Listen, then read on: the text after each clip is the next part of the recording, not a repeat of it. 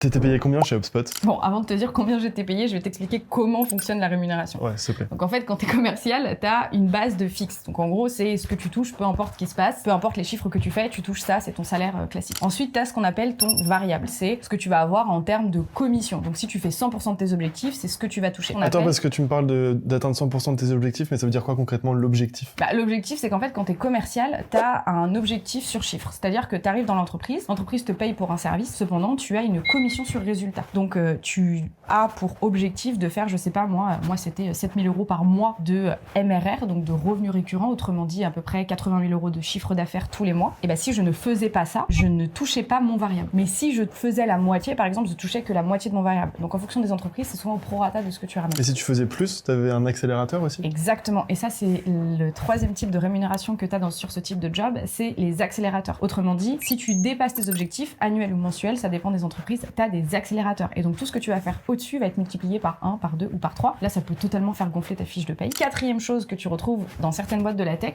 qui sont cotées en bourse, c'est les actions. Et ça, c'est quand même pas négligeable parce que c'est quand même de l'argent que tu peux ensuite ressortir, qui t'est donné par l'entreprise et surtout que tu viens récupérer à chaque promotion. Donc au total, hors action bien évidemment puisqu'elles sont sur un compte, mais j'ai terminé l'année 2024 à 180 000 €.